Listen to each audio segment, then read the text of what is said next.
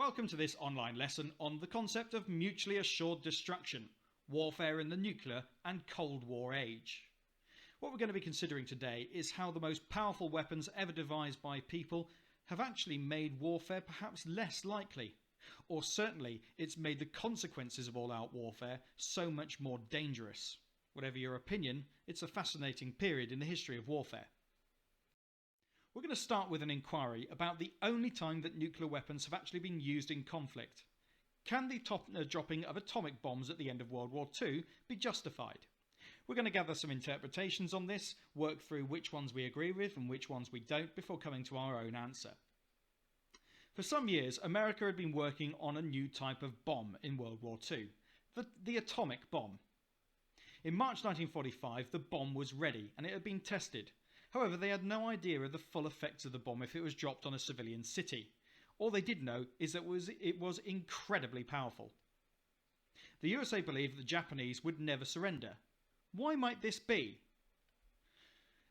It could be a fight to the death with thousands more Americans being killed, and also their other allies.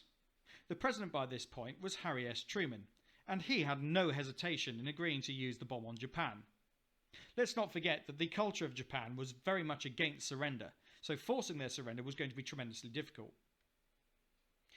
The outcome was that you will need to study opinions and facts about whether or not the dropping of the atomic bomb was justified, and you will have to decide whether it was right to drop the atomic or nuclear weapons on Japan in World War II. So let's have a look at some of the initial thoughts that we could have here. Why drop the bomb? You might find it helpful to create a scale like this on a piece of paper or an exercise book.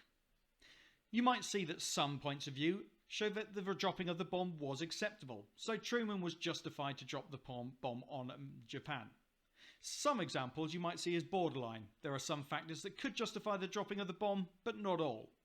Other things you might consider not acceptable. Nothing can justify the dropping of the bomb. We're going to show you now some of Truman's both public and hidden motivations for dropping the bomb on Japan. For each, decide whether this is acceptable, borderline, or not acceptable. There's no wrong answer for this, it's very much based upon your own moral judgment. Example number 1. Dropping the bomb will end the war quickly and save the lives of soldiers. Decide now, is that statement acceptable, borderline, or not acceptable? Statement number 2. This is a hidden one. We've spent so much on the bomb, that's in terms of time and money, that we should try and get our money's worth. Decide whether that's acceptable, borderline, or not acceptable.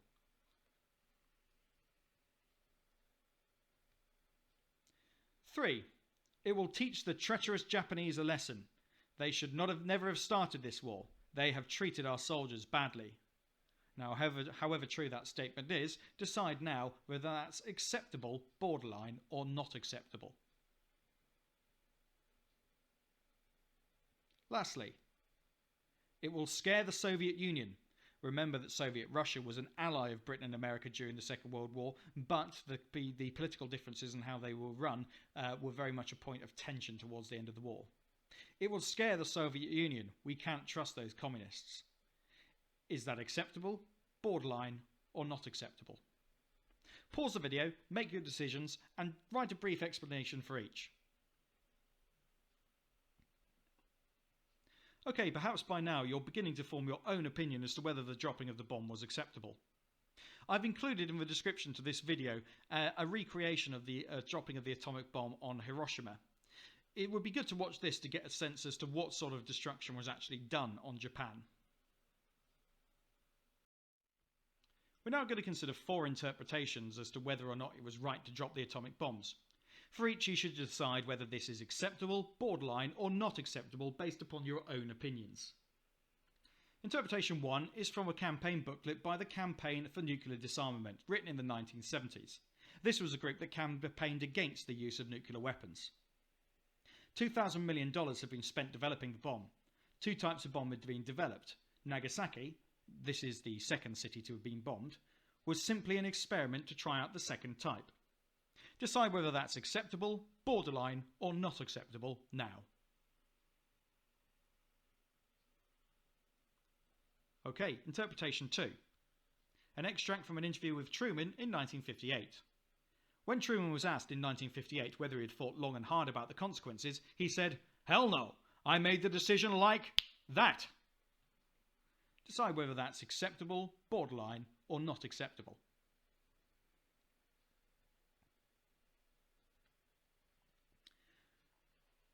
This was written by the director of the project that developed the A-bomb. We were under incredible pressure to get the bomb ready before the Potsdam Conference. This was a late war conference with the Russians and the British about the future of Europe. It was the intention of the president to tell the Russians that we had a new weapon that we planned to use in Japan. Very powerful. Okay, so that's linked to the idea of scaring the Russians again. Decide now whether that's acceptable, borderline, or not acceptable. Lastly, interpretation 4. This is an interview with one of Truman's advisors that was conducted in the 1960s. We were talking about the people who hadn't hesitated at Pearl Harbor to make a sneak attack, destroying not only ships but the lives of American soldiers. It seems that there might be a certain amount of revenge for how Japan started the war here. Decide whether this argument is acceptable, borderline, or unacceptable now. Once you've made your mind up for each of these, complete these tasks. Which interpretation do you most agree with? Explain why. Remember that most agreeing with something doesn't mean that you have to agree with every single word. Which do you least agree with? Explain why. Lastly, add your own reason as to why the bomb should or shouldn't have been dropped based upon the information that you've seen so far. Pause the video, review the interpretations, and complete those tasks now. Pause the video now.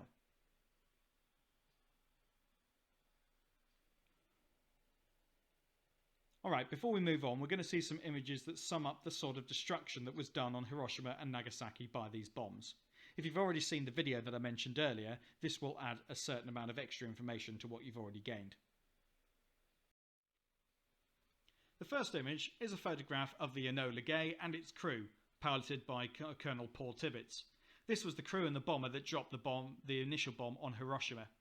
The one that dropped the bomb on Nagasaki was called Boxcar. These are B-29 Superfortress bombers that flew at high altitude, at high speed, and were perfect for this role. The first bomb to be dropped was this one here. It was codenamed Little Boy. The next was a different design of bomb. This one was called Fat Man, and it was dropped on Nagasaki. As for the human effects, this photograph gives us some impression. The flash from these bombs was so bright that it could burn anyone who was too close to it. Here, this woman has suffered scarring in the pattern of her shirt that she was wearing on the day of this attack. You can see the check pattern of the shirt has been burned into her skin.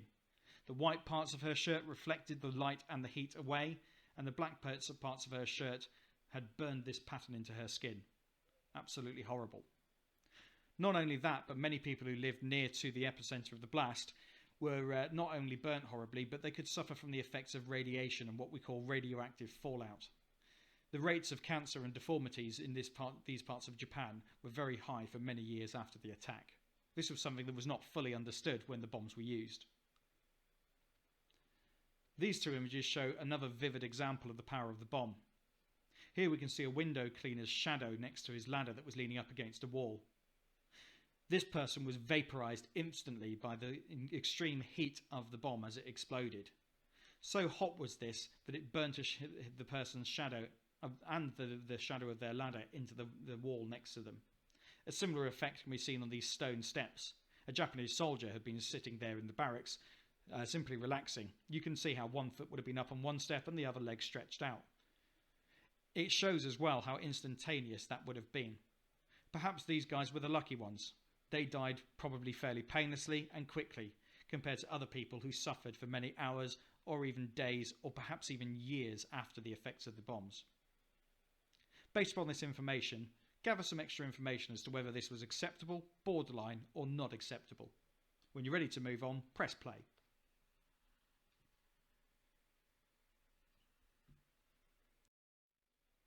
We're now going to see some further interpretations. Just decide which one you agree with more and make a note about it.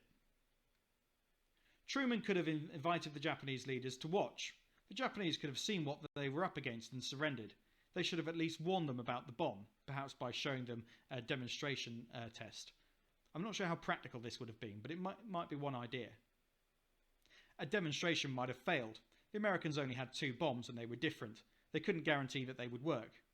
Where would the demonstration have taken place? And would the Japanese have even accepted the invitation? Pause the video and decide which interpretation you agree with more.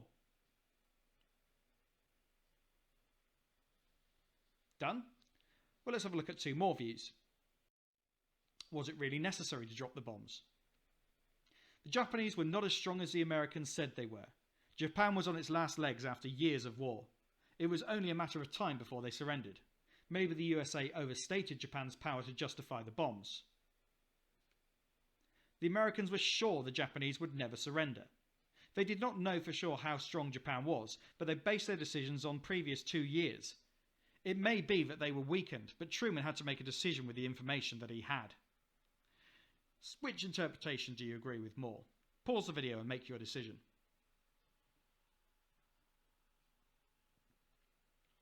Next. The bombs resulted in an unacceptable level of civilian casualties. Suffering on this scale is morally wrong. It goes beyond the rules of war. The victims had no chance to escape or survive. All possible means should have been used to avoid such carnage. Civilian casualties were not excessive. There will always be casualties in war. For more than 10 years, Japan had an aggressive foreign policy that left many dead. Japanese casualties were not excessive if you look at the whole war. The Germans are killed more in their bombing of major cities. Which do you agree with more? Make a note now.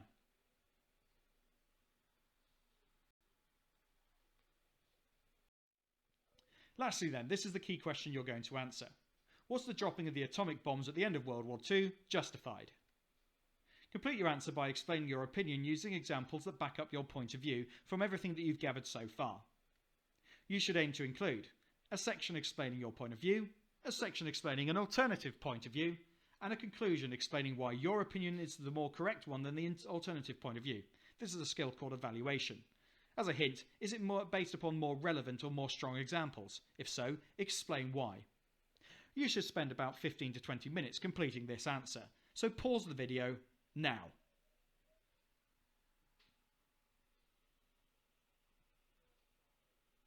Okay, hopefully we were able to come to an opinion there. I'm not going to say what the right answer is because really, in these moral issues, it's more about whatever your opinion is, backing it up as strongly as you possibly can. So on that note, we'll move on. Study this cartoon from the 1960s. What is the meaning of this picture? First, we'll identify some of the main features. The 2 men represent the leaders of the Soviet Union, on the left, Nikita Khrushchev, and the United States, on the right, that's John F. Kennedy, the president. Both men are in an arm wrestle, with neither one winning, but both sides struggling. Their other fingers are hovering over a button connected to a large bomb. Notice that Khrushchev is sat on an H bomb, you can see the letter of H labelled USA, and likewise Kennedy is sat on an H bomb labelled USSR. The H bomb stands for the hydrogen bomb. This was a type of nuclear weapon of unimaginable power, sometimes hundreds or even 1,000 times more powerful than those dropped on Japan at the end of the Second World War. Having considered these details, decide now, what is the meaning of this picture? Use a few details from the source to improve your answer and give a few examples. Your answer should be a few sentences long. Pause the video now and answer the question.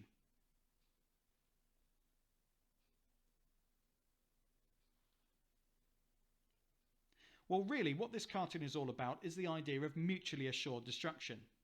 Yes, these two are in an evenly balanced struggle, but should one of them decide to defeat his opponent by pressing the button and blowing up the hydrogen bomb, the other person will do exactly the same thing.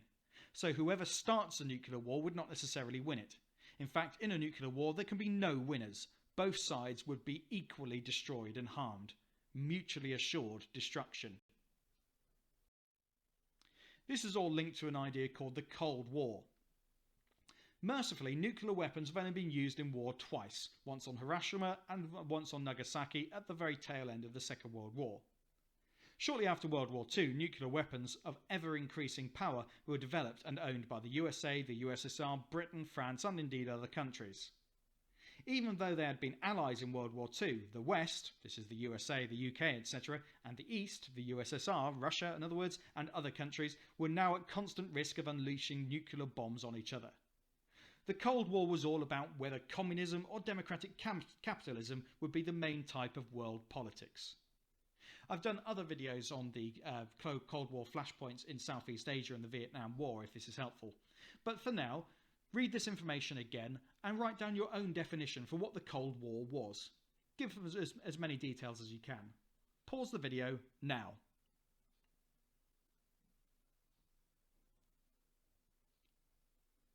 Okay, let's have a look at the effects of the threat of mutually assured destruction. Throughout the Cold War, there was a very real and scary danger that nuclear war could break out between the USSR and her allies and the NATO. This is a North Atlantic Treaty Organisation, of which leading members were the USA, the UK and France. By the 1970s, the weapons that would be delivered by ballistic missiles. Against these weapons, there was no defence. In the UK, World War II air raid sirens were kept in place, and a national network of underground monitoring stations and radar would give early warning of an attack. How much warning do you think people would have of an attack? Perhaps you remember from a World War II lesson, because it was the same as that. 4 minutes is the answer. Hardly any warning at all.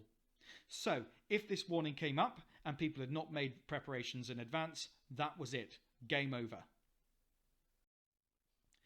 As a result of this, the government produced a booklet called Protect and Survive. People could order this and read it if they wanted to, but it was never actually distributed. Because of the extremely limited warning, the British government made preparations to provide the public with information in the event that war looked unavoidable. Again, mercifully, this never happened. The booklets and TV clips prepared were called Protect and Survive. Many people alive in the 1980s claim to have frightening memories of these TV clips, but in fact they were never shown. The leaflets were published, but people remembered seeing the films because they were released later, and they have applied that memory to their memories of being worried at the time in the 1980s. This was a worry, and a realistic one it seemed at the time, that the world might end due to nuclear war. The advice provided still gives us an insight into how the nation may have reacted to a nuclear war, and that's what we're going to base our next tasks on. What were the feared effects of nuclear war? In the description to this video, I've included links to some, not all, but some of the Protect and Survive videos in the description. What damage and dangers are associated with nuclear weapons? What warnings would be given? And what preparations would people be expected to make? Once you've done that based upon the information in the videos, as a challenge, what might make these preparations ineffective given the dangers of nuclear weapons? And in your view, why did mutually assured destruction, this is a full-scale nuclear war, never actually occur? One final thing. You'll notice the Protect and Survive videos conclude with a very jarring electronic piece of music. This was written to be deliberately unsettling so that people would take note of the information that they'd just been shown. It still sends a shiver down my spine, and I didn't even live at that time, or at least I was born in the 1980s, but I don't remember it. Okay. Pause the video while you watch those videos and complete these tasks. This will probably take you about 20 minutes, possibly half an hour, depending on how quickly you're able to watch the videos and make your notes. Press play when you're ready to continue.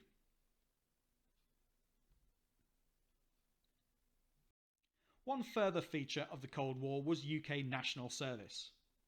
The following are periods in which conscription, this is the compulsory military service, was in place in Britain. 1916 to 1919, as part of the World War I Military Service Act. 1939 to 1948, this is World War II conscription, known as war service. And 1948 to 1960, during the Cold War, this was known as national service. So who had to do national service between 1948 and 1960? Well, healthy men aged 17 to 21 were called up for national service. Anyone not doing a vital service like coal mining. But what did national service involve? Service in the Army or the Navy or the Air Force if requested, but most people served in the Army. It included 6 months of basic training, where you would learn the basics of becoming a soldier, and then 18 months in an Army unit, for a total of 2 years altogether. However, in a war, national service troops would be expected to fight, And indeed, when Britain was involved in the Korean War in 1950, national service soldiers did serve and some of them did die. Make some notes on national service now, especially in relation to how it might be similar or different to the Military Service Act of World War I and War Service of World War II. Pause the video while you make any notes and then press play when you're ready to continue. We're going to conclude with a summary of 20th century warfare. World War I killed around 12 million people worldwide. World War II killed at least, and this is pretty staggering, 50 million people worldwide. The world and warfare would never be the same again. No wars prior to this point had ever been so deadly and destructive.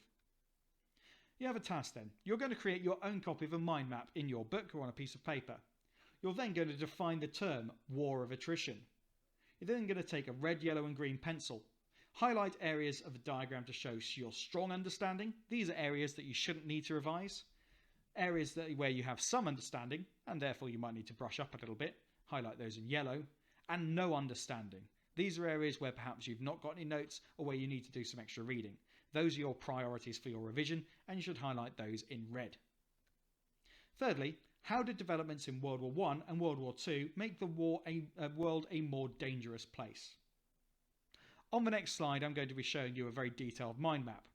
I'll read through it and then you can pause it and then flip back to this screen once you've got an idea of what you're going to be doing.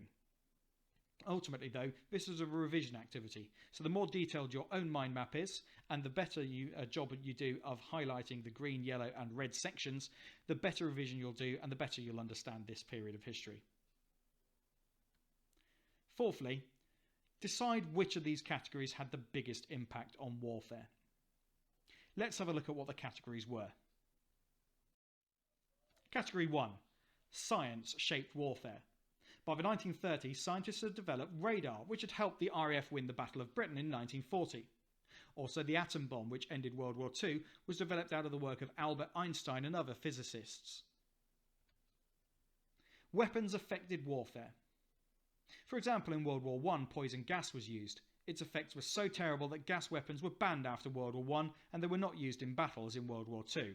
Of course, they were used as a murder weapon by the Nazis. Machine guns, tanks and planes changed how battles were fought. Think back to when we looked at Blitzkrieg. Technology changed warfare. In 1915, German designers found a way of synchronizing machine guns to fire through the spinning propeller without hitting it, making fighter planes possible in World War I. In 1944, the Germans introduced the Messerschmitt Me-262 and the British introduced the Gloucester Meteor. These were the first operational jet fighter aircraft and were hundreds of miles an hour faster than other planes. They could also fly higher. Economic strength. This relates to money. Total warfare threw the entire wealth of nations into war. 1914 to 1918, Germany and its allies had spent $25 billion. Britain and its allies spent some $60 billion. Britain borrowed £3,300 million in World War II to pay for the war. In fact, that money is still being paid back. More was being spent on war than ever before. Industry. Industrial strength was now part of successful warfare. 1914 to 1918, British industry increased the production of artilleries from 1 million in 1914 to 23 million in 1918. In 1942, Germany produced 30% more planes than in 1939. The British produced 200% more. Population. Total warfare involved the whole population in supporting the war effort. In 1914, 200,000 women worked in weapons factories. By 1918, 500,000 did. In World War II, 1.4 million civilians volunteered as air raid wardens, with 7,000 of them killed in the line of duty. Civilians joined the armed forces in their millions. In a war of attrition like World War I, whichever side ran out of men first would lose. Whoever could keep replacing killed soldiers would end up winning. And lastly, political strength. In 1914, the Defence of the Realm Act, otherwise known as DORA, gave the British government control of railways, mining and shipping industries. It could also take control of any factory and any land. It had taken the power needed to win the war. In World War II, the government took similar powers and also rationed food, clothes and fuel. It made sure that everyone got a fair share. but that the armed forces got everything that they needed first. Create your own version of this mind map, decide where your weaknesses are, and then complete the sections on the previous screen. This would probably be your longest activity, and it would probably take somewhere in the region of an hour. And on that note, that's the end of the video. It'll be the end of the lesson once you've finished that, and I'll say thank you very much for watching. If that's been useful, please like this video and consider subscribing to this channel. Thanks very much for watching, and goodbye.